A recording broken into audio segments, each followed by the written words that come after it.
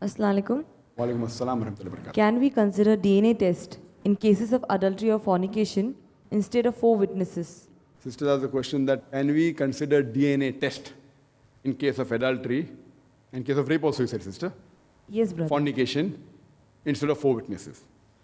What is mentioned in the Quran that fornication is prohibited.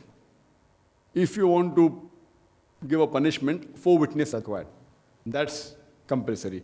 From DNA testing, you can come to know who is the person involved, but yet, there are other fallacies that are there, whether fornication is taking place or not. The DNA testing can be an additional support. DNA testing can be used for rape cases. According to Islamic Sharia, a person who is a rapist should be put to death, according to a Sahih Hadith. But if you don't find 4 witnesses in case of rape, in this case solitary witness is sufficient, it can further be substantiated by DNA testing also for rape, but not for fornication. For fornication, it can be an additional proof, but by itself, DNA testing only cannot be sufficient for fornication. Point number 1, for a fornication but natural, it should be that both should agree. So both should agree for the haram act, then it is a fornication or adultery.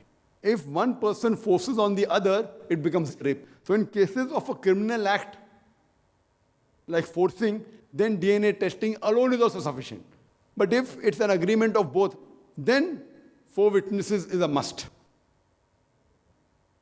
Because you tell me one thing, if 2 people are there who have been involved in adultery, if they are involved in adultery, and suppose someone lays an allegation that X and Y are doing adultery, let's do the DNA testing. Why should they agree? So to let a DNA test be done, you again require 4 witnesses. Because it's laying an allegation against the modesty. The moment I'm doing a DNA test, that means I'm doubting that person's modesty. So to lay an allegation, Quran says 4 witnesses.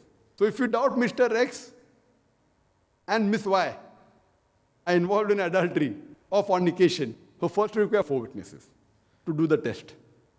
So even if 4 witnesses, whether the test comes true or not, that is sufficient. To substantiate, you can do the test and prove it. But point number 1, that how will they undergo the test?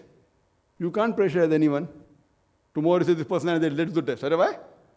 You're laying an allegation that, yeah, that's some extramarital sex.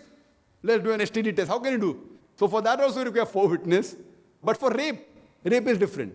Rape, a lady is saying that that man has done zina bil jabr. She herself is a solitary witness. So in this case, DNA testing can be the solitary proof along with other evidence.